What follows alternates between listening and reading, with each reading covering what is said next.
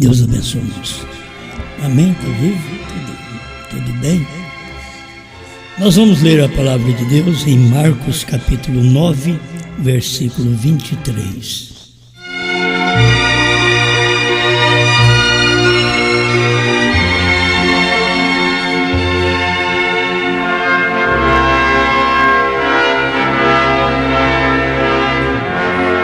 E Jesus disse-lhe: se tu podes crer, tudo é possível ao que crê.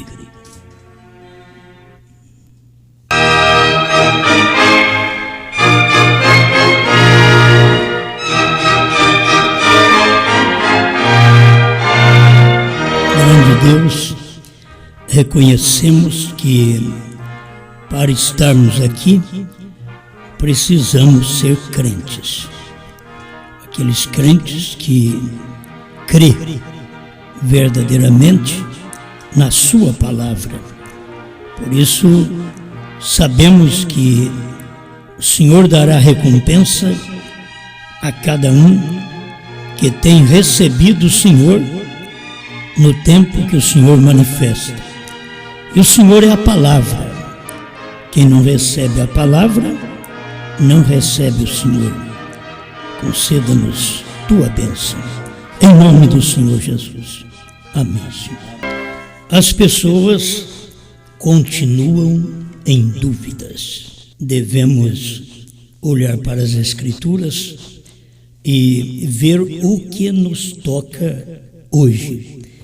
Porque é bom a gente contar a história de Noé, a história de Moisés, a história de Jesus, a história dos apóstolos, a história dos 7 mensageiros nas eras da igreja.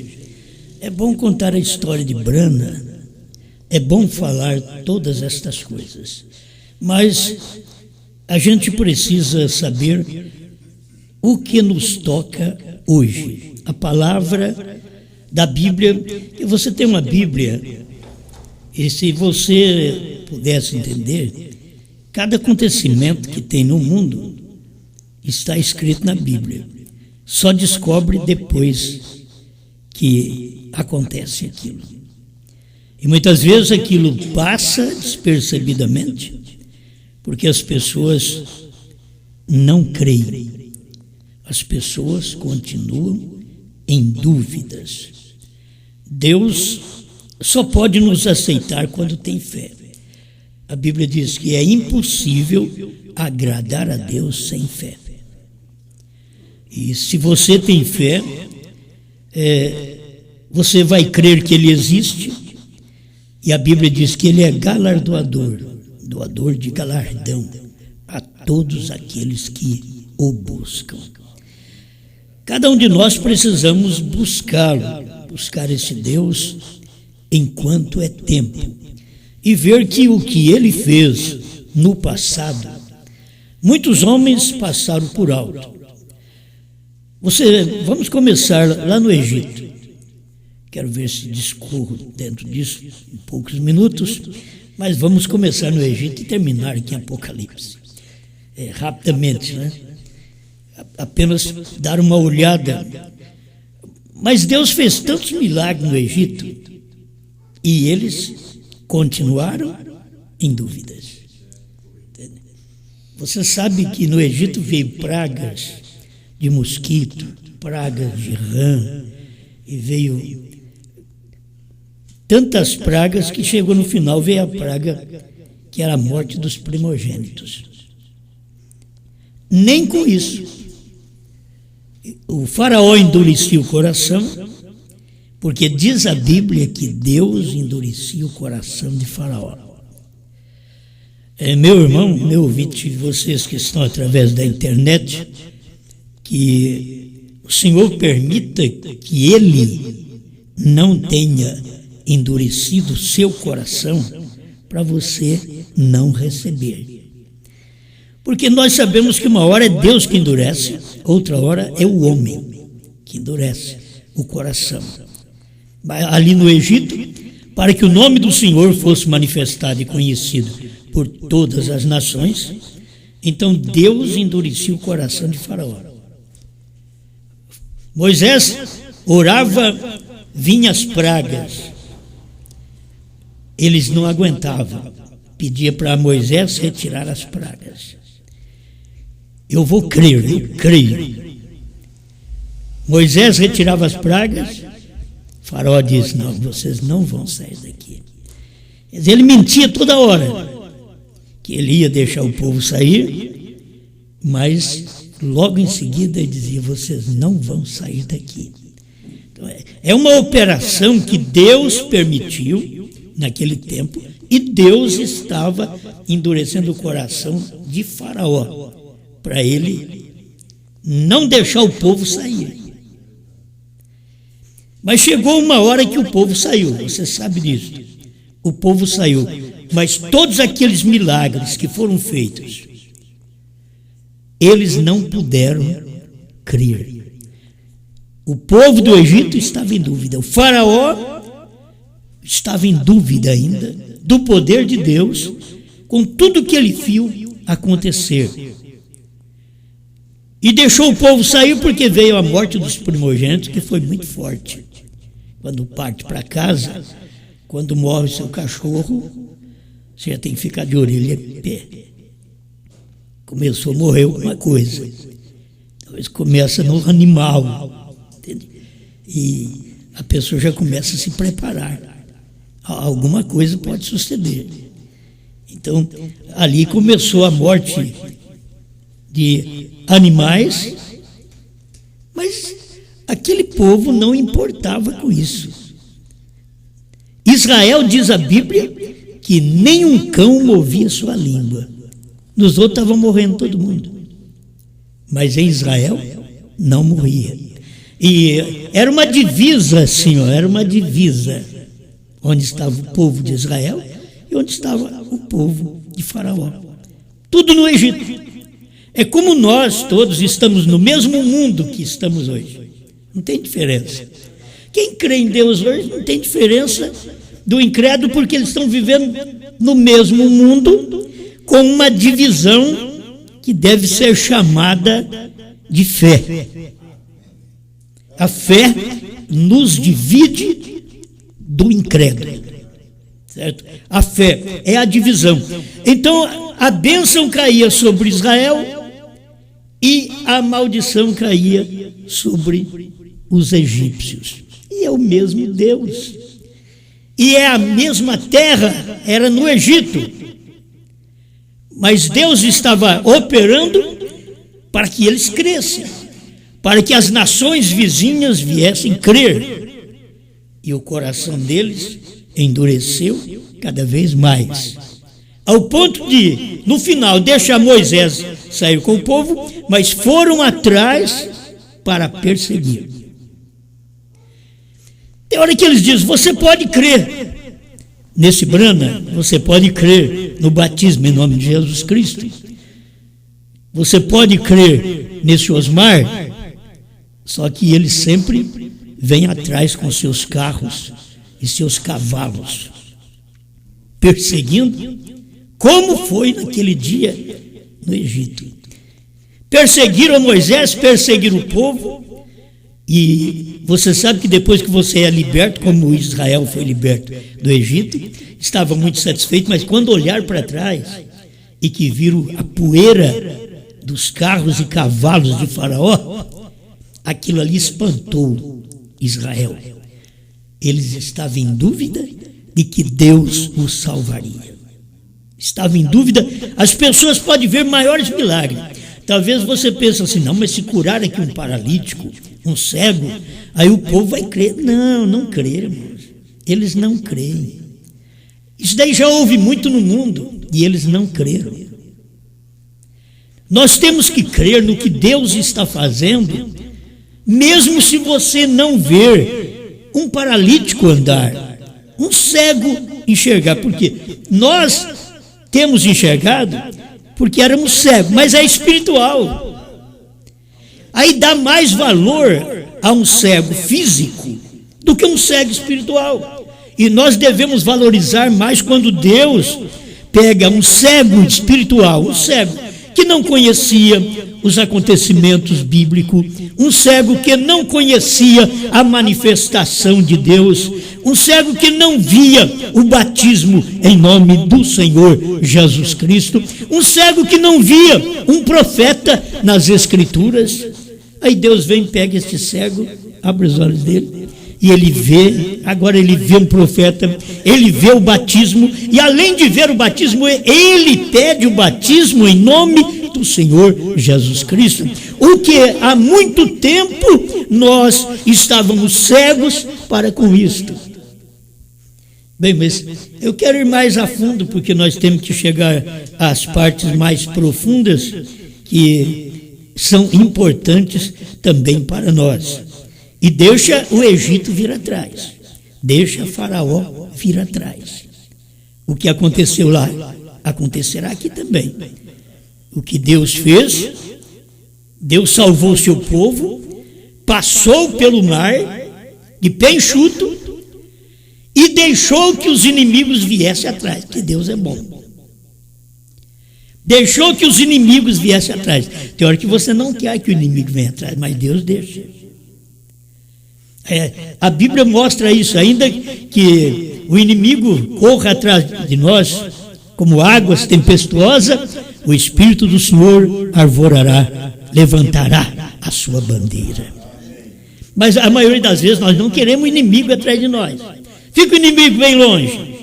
Não, Deus deixou que o inimigo viesse atrás. E aí trouxe medo, trouxe temor. Eles tremeram ao olhar para trás e ver aqueles grandes homens que nos batiam, aqueles malfeitores. Olha eles aí atrás de nós. Será que eles vão levar nós de volta outra vez à escravatura? Eles não tinham confiança. As pessoas continuam em dúvidas. Eles estavam em dúvida mesmo dentro do mar, andando de pé enxuto. Só nós para crer, irmãos. Eu acho que assim, um grande crítico, disse que o povo passou no Mar Vermelho, só que Deus escolheu para eles um lado raso e que tinha muitas tabocas, e que eles pisaram. Aí eles esquecem que a Bíblia diz que fazia pó, taboca não faz pó, e que subia pó, e dentro do Egito, que eles saíram de dentro do Egito para passar o Mar Vermelho, aqui agora estão passando no seco, o mar no seco.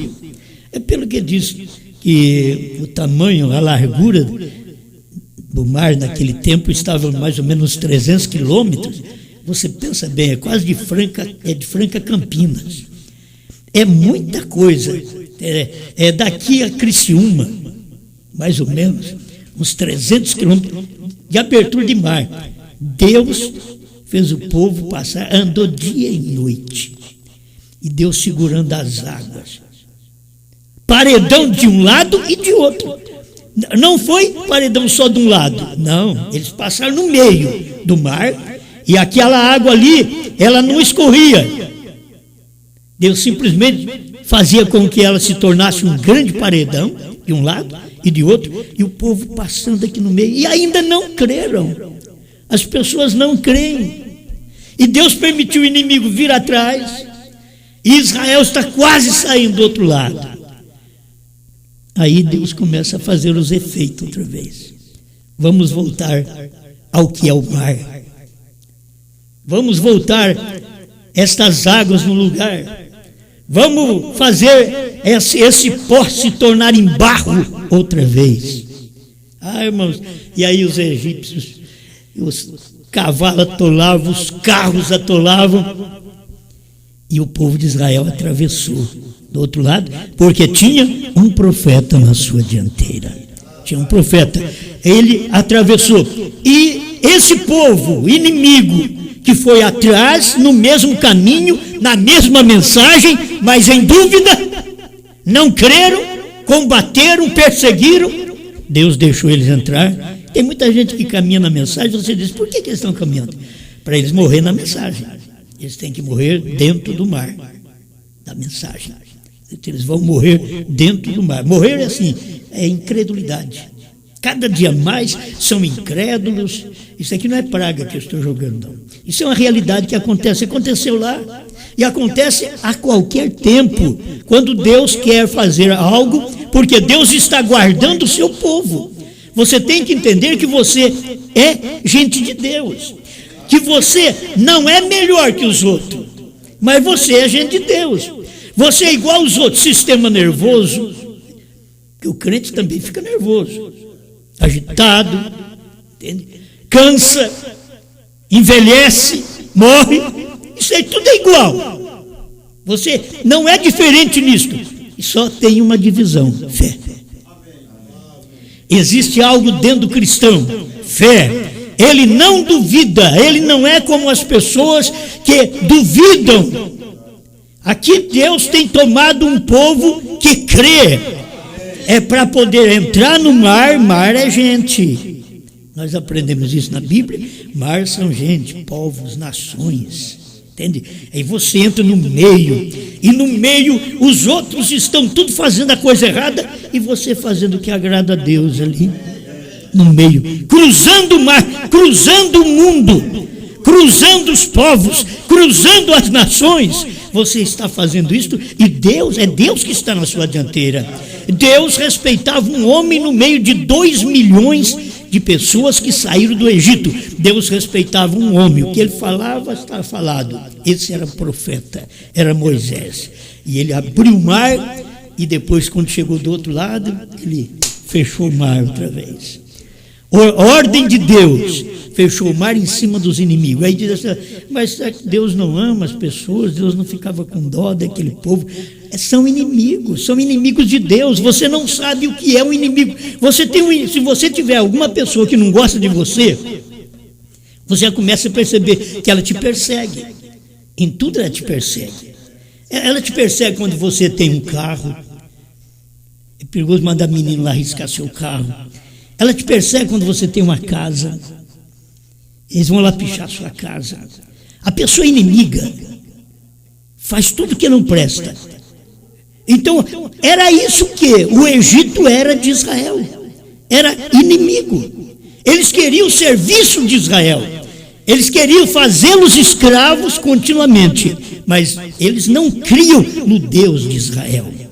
Você sabe que o povo quer nós. Quantas pessoas dizem assim: olha, essa fulana de tal serve para ser minha empregada, porque é sincera, é honesta. Eu quero ela como minha empregada, mas o Deus dela eu não quero. Eu quero ele como empregado, mas o Deus dele, não, eu vou continuar com o meu. Mas eu quero ele porque ele é honesto, é sincero para esse trabalho. Mas o Deus dele, eu não quero. É assim que é o mundo, irmãos. Vocês que não percebem, mas o mundo é assim. E Deus sempre teve uma mensagem que sobressaiu no meio desse mundo de gente. Deus sempre teve lá no Egito. Aí passamos para os dias de Jesus e você vai ver a semente de Deus. Eu estava pensando assim, a semente de Deus e a outra semente. Tem a semente do inimigo. Como Rebeca teve 2 filhos. Quem nasceu primeiro foi o mau. Quem nasceu primeiro foi o reprovado, que foi Esaú. Agora está escrito aqui na Bíblia: amei a Jacó e aborreci a Esaú. Deus falando. Você quer discutir? Vai discutir com Deus. Ele quem diz: amei a Jacó. Por quê? A gente vai falar que ama uma pessoa, mas a gente não sabe o futuro. Se você ama uma mulher, e se você soubesse que essa mulher ia te trair no futuro, você não a amaria. O problema é esse. Se você ama este homem, mas sabe que um dia ele te trocará por outra mulher, você não o amaria. Agora, Deus, mas você não sabe, então você ama, eu amo, certo? Nós não sabemos. Agora, Deus sabe. Deus sabe, as pessoas dizem que amam a Deus, mas Deus olha e vê: quando eu mandar o Pedro, você vai rejeitar. Quando eu mandar o Irineu, você não vai aceitar ele. Eu vou mandar o Martim e você não vai crer nele. Eu vou mandar o Columba, o Lutero, o Wesley e você não vai crer nele. Eu vou mandar os pentecostais para trazer um despertamento espiritual, trazer os dons para vocês, mas você não vai crer naquele homem que trouxe esse despertamento. E assim eu vou mandar para vocês Branda, mas eles não vão crer em Branda. Deus já viu de lá, Deus viu antes que houvesse tempo, porque o tempo é o limite nosso. Deus não é limitado ao tempo, Deus é eterno. Então nós é que temos problema, mas Deus olhou lá de trás e viu se nós verdadeiramente, nós mesmo que estamos aqui, somos batizados, tomamos ceia, ele viu desde lá de trás se nós vamos até o fim ou se nós vamos traí-lo também antes do fim. Então já está escrito, filho. Não importa o quanto eu faça, o quanto eu aproxime dele, o quanto eu ore, se no meu coração não sou sincero, que eu digo que eu o amo, mas em qualquer tempo eu vou deixá-lo, então ele já predestinou. Eu vou ser aborrecido por ele. Certo? Porque ele já viu isso de antemão. É nós que esperamos a coisa acontecer para ver Deus. Não, Deus vê antes da coisa acontecer. Entende? Nós estamos crendo num Deus, um Deus que não é apenas limitado a um homem, porque tem um tempo que Deus é limitado a um homem. Quando ele veio em cada profeta, Deus estava limitado àquele homem. Por isso Josué dispara sol e o sol parou. Para mim não importa o que a ciência diz, entende? É que o sol já é parado e a terra que gira em torno do sol. Para mim não importa. A Bíblia diz que Josué dispara sol e o sol parou. Eu creio na Bíblia. Não importa o que os outros digam, mas eu continuo crendo. Mas o outro é cientista. O maior cientista é o que eu tenho. Chama-se Deus. Eu creio nele. Está escrito aqui. Eu não duvido. As pessoas continuam em dúvida. Elas ficam em dúvida. Será?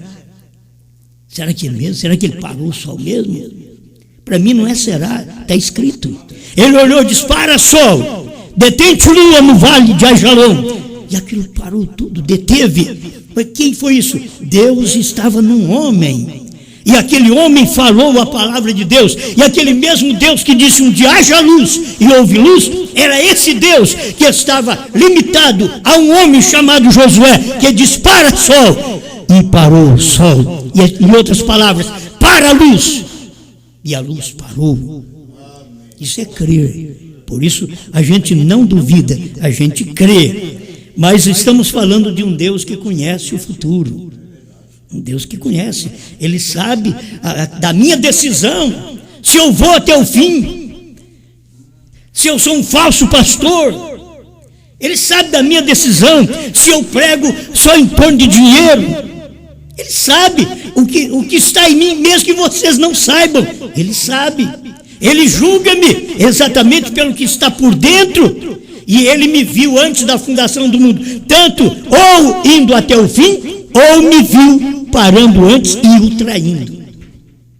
Por isso, quando o menino nasceu, Esaú apareceu, eles eram gêmeos. Saiu um menino, é o primogênito.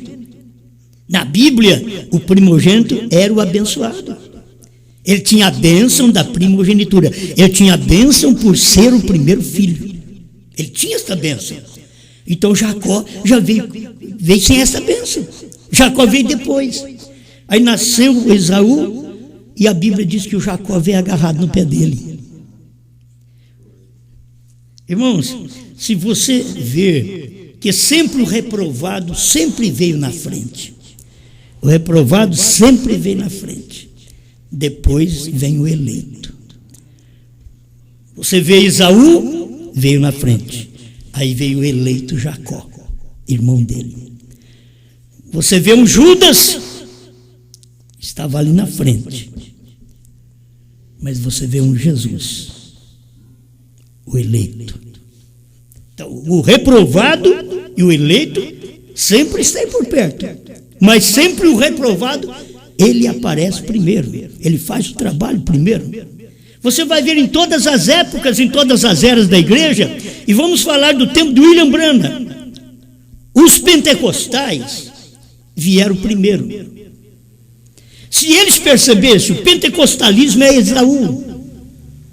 Se eles percebessem isto, eles cairiam em si, porque eles fizeram grandes coisas, receberam a primogenitura, mas venderam a primogenitura por causa de posição, por causa de dinheiro, por pertencer à igreja, por patrimônio da igreja. Eles venderam. Então, eles foram primogênitos? Foram. Mas eles foram reprovados. Quem veio agarrado? Neles. Por quê? Porque a mensagem do irmão Branham tinha uma ligação com dons pentecostais. E ali estava o irmão Branham, o eleito. Aí eles dizem assim, bom, vocês têm que puxar para o lado de vocês. Mas essa é a realidade de toda a Bíblia. De toda a Bíblia. Eu comecei lá no Egito e já estou em Apocalipse. Quer dizer que não fica muito difícil. Já estou terminando aqui no Apocalipse. Para você ver que tem este que é reprovado, que ele vem primeiro. Quando ele vem primeiro, ele faz um trabalho. Esaú fez um trabalho. Esaú teve a sua bênção, mas não podia ser igual a de Jacó. Ele foi abençoado, mas não podia ser abençoado como Jacó foi abençoado.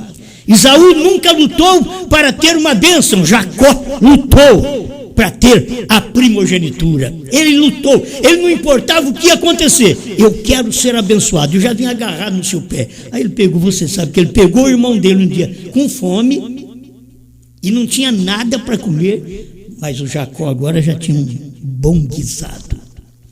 Jacó tinha preparado um bom guisado e Esaú veio e diz, dá-me desse guisado. Ele diz, eu te dou, porque o Jacó é vivo. Você pega um judeu, o irmão Branham ensina isso, para você fazer negócio com um judeu e ganhar, você tem que ser um judeu vermelho. Porque para ganhar do judeu vermelho, só outro judeu vermelho. Porque eles são vivos para fazer negócio, mas te passa a perna, ele te vende uma calça que ela encolhe e depois diz, você cresceu.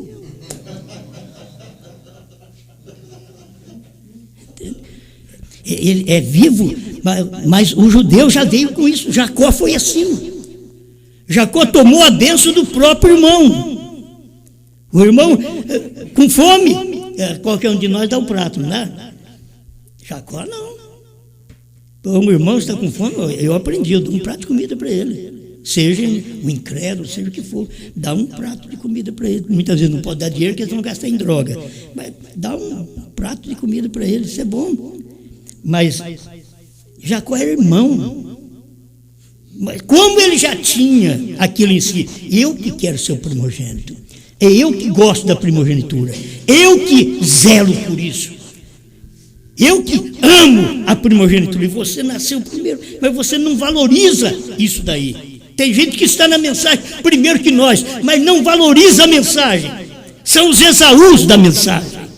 Eles estão primeiro que nós, mas não pode valorizar a mensagem. Ali estavam sempre estas pessoas que não valorizaram. Os pentecostais, eles tiveram os dons, foi muito bom, mas não valorizaram a mensagem. Eles valorizaram a igreja, não puderam valorizar a mensagem. Então você começa lá de trás, vou voltar ali para mim, encerra esse pensamento, o Jacó, o Esaú e o Jacó. O Esaú vem primeiro. O Jacó vem mais atrás, com a mão agarrada no calcanhar dele. E nesse dia da fome, ele diz, eu te dou, se você quer o guisado, me dá o direito, a palavra valia. Hoje, de primeiro diz que um fio de bigode valia, fio de cabelo valia.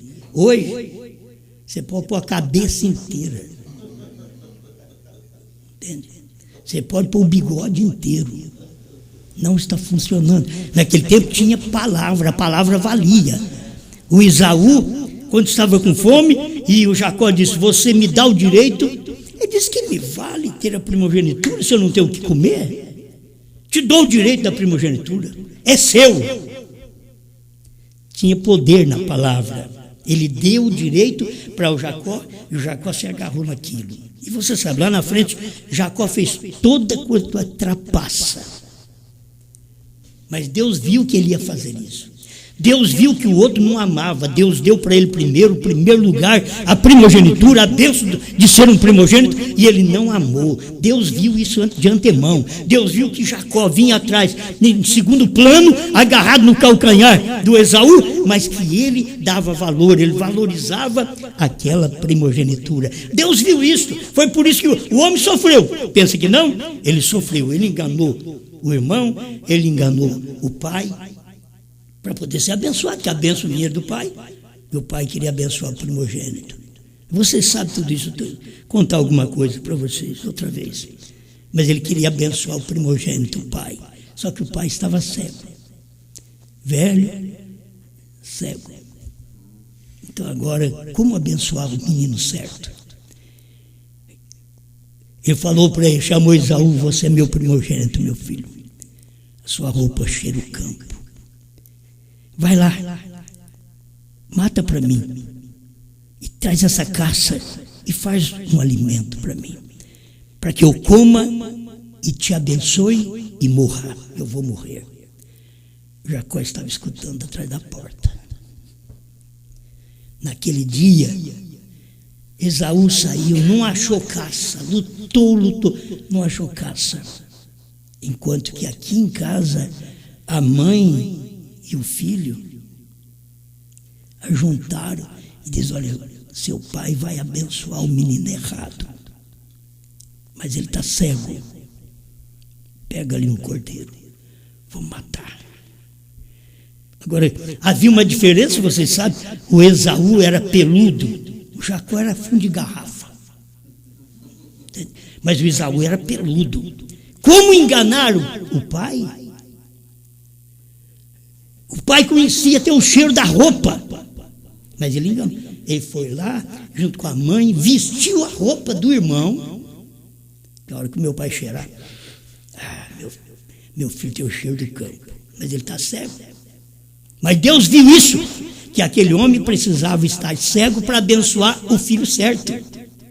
Entende? Porque se ele estivesse enxergando, ele não abençoaria, ele ia abençoar o Esaú. Então ele tinha que estar cego para poder abençoar o filho certo, porque o Esaú vendeu o direito de primogenitura. E você sabe, ele fez de tudo. Aí pôs o couro da ovelha aqui, no braço, no pescoço. Meu filho, cadê o guisado? Já vai, meu pai. Quem é você? O pai já percebeu. Porque o pai conhece a voz do filho. E ele era Jacó. Ele diz: eu sou Esaú, seu filho. Isso é um judeu. Eu sou Esaú, seu filho, para dinheiro, para poder catar o que é dos outros.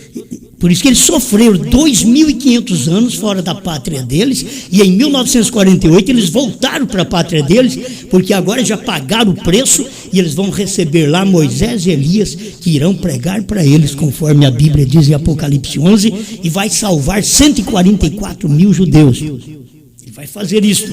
Mas lá de trás vem esta coisa. É um perseguindo o outro. Mas ali estava o homem que foi abençoado. Vocês conhecem a história, estou repetindo e estou ganhando tempo com isso aqui, né? E ele veio para abençoar. Ele diz: o pai sabia, diz, ó, a voz é de Jacó. O pai sabia. Mas chega aqui para que eu veja, apalpe você para ver. Aí chegou, pôs a mão. Chega mais perto que de mim. Chegou. O cheiro da roupa do meu filho Esaú, cheiro do campo. Mas enganou direitinho o pai. Enganou o pai, certo? Para ser abençoado. E você vai ver, Deus tinha visto que era Jacó que seria abençoado e não Esaú. Era Jacó que teria o direito da primogenitura e não Esaú. Mas Esaú veio na frente. Ele foi o primeiro. Por isso que aprendemos, o amor é cego. Você casa com a pessoa, não vê se tem nariz grande, orelha grande, não percebe se é gorda, se é magra. Quando ama, depois que casa, diz que sua orelha é grande, né? Ela está saindo entre o cabelo. Depois que casa. De solteiro, quando diz que ama, é cego, é um amor cego. Não vê isso daí. Depois começa a ver defeito nas pessoas. Começa a ver, e precisa amar para poder superar tudo aquilo e não ver aqueles defeitos. Precisa amar, porque sempre vê depois. Antes não vê mesmo. A gente peleja com a mocinha, filha, cuidado. Você já viu o que ele faz? Ele é um pé de cana. Ele bebe. Mas eu amo ele. Aí depois casa. Olha, esse pé de cana vai bater nela. Vai fazer algo mal para ela. Aí ela vem chorando. Fala, fica lá com o seu pé de cana. Fica lá agora você fica lá. E vai então beber garapa. Certo? Você fica lá. Mas de solteiro, eles olham assim e dizem, eu amo, mas eu amo ele. Eu amo ela. Não é isso não, filho. Tem que ser de verdade. Você tem que ter isso de verdade em si. Que as pessoas mostram um amor que não é real. Entende? Que não é real. Aí nós aprendemos que o amor é cego. Você não enxerga o defeito daquela pessoa. Você não enxerga que ela tem alguma coisa feia no corpo. Porque você ama aquela pessoa. Você quer viver com ela, entende? Você quer viver com ela. Mas quando o amor não é verdadeiro, aí ele não é cego. Entende? Aí ele é enganoso. Aí admite a pessoa para enganar a pessoa e depois mete o pé nela. Porque é um amor enganoso. Tem amor cego, amor enganoso, amor substituto, amor real. Então, nós não temos tempo de estudar, de falar sobre tudo isso. Mas para nós encerrarmos, que eu tenho esse pensamento aqui, que vem sempre o reprovado primeiro. Esaú primeiro, depois Jacó, o eleito. Os fariseus primeiro, depois Jesus. Tem sempre assim. Quando Jesus veio, os fariseus já estavam aí, já está tomando conta. Entende? Aí Jesus apareceu. Não, nós não queremos Jesus, não. Mas quem veio primeiro? Foram eles, os fariseus. Aí veio Jesus. Agora vamos passar para os últimos dias. Os pentecostais vieram primeiro. Vocês veem que os pentecostais, quando os pentecostais começaram o avivamento nos Estados Unidos, quando veio o avivamento para eles, Branham estava nascendo. Branham estava nascendo. Estava agarrado no pé dele. Branham estava nascendo. Acho que vocês entendem que eu não quero chamar irmão Branham de Jacó, simplesmente mostrar a direção da semente de Deus. Quando é de Deus, vem desta forma. Então vieram os pentecostais. Se os pentecostais soubessem que eles são reprovados, muitos me dirão, Senhor, Senhor, eu curei no seu nome, eu expulsei demônios no seu nome. O que a Bíblia diz em Mateus 7, 19, 20? Apartai-vos de mim, vós que praticais a iniquidade. Irmãos, não vai chegar lá um metodista, um batista, eu curei no seu nome. Não, hoje eles podem fazer isso. Mas no tempo pentecostal, quem fazia eram os pentecostais, que faziam isso. Naquele dia, eu quero que você entenda, naquele dia a mensagem era boa. Naquele dia eles estavam certos. Mas eles venderam a primogenitura deles porque não quiseram aceitar a mensagem seguinte, que foi a mensagem do Elias. Foi Deus trazendo a sua palavra através do profeta. E eles não quiseram receber. Por não querer receber, aquilo provou para eles que eles eram reprovados. Os pentecostais. Por isso, o irmão Branham veio e mostrou para nós que os pentecostais são a casca, mas a semente, o grão, era o profeta que saiu de lá. O grão era o profeta. E sempre a casca vem atrás. vem perseguir. Quem perseguiu a mensagem de William Branham? Pentecostais. Pela Bíblia, está representado em quem? Em Janes e Jambres. Na Bíblia, Janes e Jambres, que veio no tempo de Moisés, agora estava no tempo de William Branham. Janes e Jambres. Isto é, pessoas inteligentes, mas que não podia crer no que o profeta estava pregando. Parece que a coisa terminou. Não depois de William Branham, aí William Branham parte. O que continua? A pregação no mundo. Primeira e segunda etapa. Outra vez Esaú. Primeira e segunda etapa. Gente boa, fazendo o seu trabalho. No início é tudo bem. No início de Esaú foi tudo bem. Mas você vai na Bíblia e vê no seu final, depois que ele rejeitou a palavra, depois que ele vendeu a primogenitura. Vender a primogenitura é vender a essência da palavra, a essência da mensagem do dia, que era para ser dos pentecostais. Eles venderam para ficar com os dons, para ficar da maneira que eles estavam nas igrejas deles. E Deus já tinha uma mensagem naquele dia que veio agarrado no calcanhar dos pentecostais, que foi William Branham. E você sabe que a primeira e segunda etapa do profeta é a mesma coisa. Aí vieram com um grande trabalho, e eu e você, nós somos frutos da primeira e segunda etapa. Somos frutos. Agora você quer ver? Nós não vendemos a primogenitura. Sabe o que é vender a primogenitura? Hoje é vender aquilo que o William Branham revelou, o sétimo anjo revelou, mas nos dias da voz do sétimo anjo, quando ele tocar a sua trombeta, cumprir-se-á o mistério de Deus, segundo anunciou aos profetas seus servos. Apocalipse 10:7. Quando as pessoas não vê isso, então elas vendem, elas tornam Esaú. Elas vendem a primogenitura e nós, o João, pegamos. Mas eles venderam a primogenitura, por isso estão do jeito que estão. Eles não creem que trovões foram revelados, não creem que o sétimo selo foi revelado, eles não creem no novo nome. Bom, eles não creem na essência da palavra, eles não creem na primogenitura que o William Branham no dia deixou para nós. Eles não creem, mas continuaram com a primeira e segunda etapa, que não é primogenitura. Entende? A primeira e segunda etapa. Aqui, William Branham tinha a palavra. É final, agora não tem jeito mais. Não vem mais ninguém depois de nós. Não aparecerá mais nenhum grupo entre os gentios depois de nós. Depois de Apocalipse 10, de 1 a 7, ainda tinha João. Depois de Apocalipse 10, de 8 a 11, só tem as duas testemunhas que irão pregar aos judeus. O nosso tempo acabou. O tempo dos gentios acabou. Mas se as pessoas não percebem que Deus hoje está fazendo esse trabalho, e não é primeira e segunda etapa. Primeira e segunda etapa que eles estão pregando, você pode notar que eles tornaram Esaús, irresponsáveis no tocante à palavra. As igrejas estão cheias.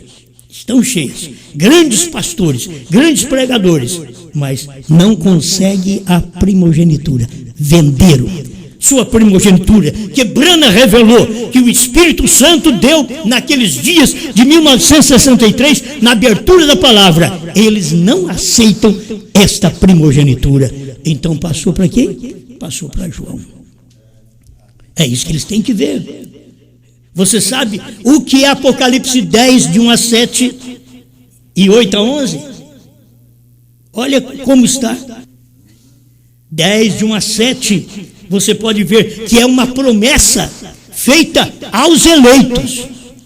É aos eleitos. Se você não tiver esta promessa completa em você, você não tem o ministério de William Branham.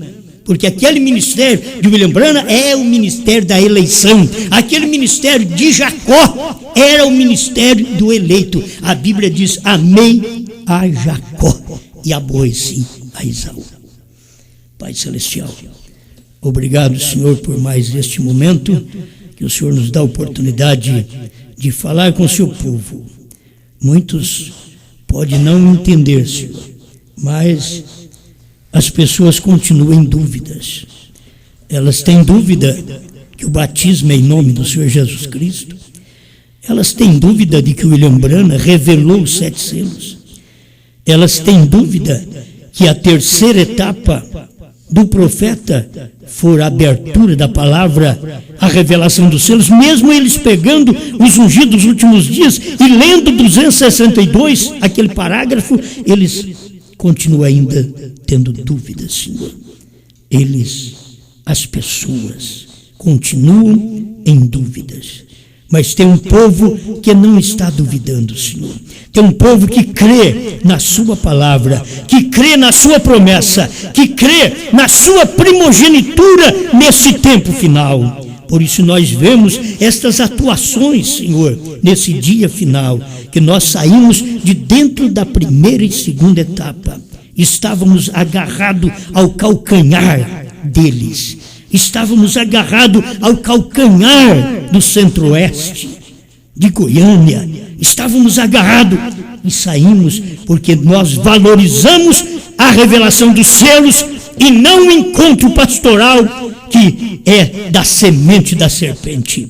Não o encontro pastoral que é apenas a ideia de centenas de homens, quando Deus trata apenas com uma pessoa somente. Senhor, aí está a primogenitura, de novo, nas mãos de Jacó, nas mãos de João, nas mãos do eleito desse dia. E sempre temos que pagar o preço como Jacó pagou o preço. Nós pagamos o preço para poder ficar com esta palavra, com esta primogenitura que o seu profeta mostrou, é a palavra. Não podemos deixá-la de lado. Nós cremos nesta palavra, nesta revelação e queremos segui-la até o fim. Ser fiel até a morte, diz Deus, e dar-te-ei a coroa da vida. Não queremos ser fiel apenas até a primeira e segunda etapa, ser fiel até a terceira puxada. Então eu te darei a coroa da vida, eu te darei o rapto. Senhor, ajuda este povo, que eles possam comer essa palavra, se alimentar desta mensagem e saber, este é o pão vivo que desceu do céu. Obrigado, em nome do Senhor Jesus Cristo. Amém, Senhor.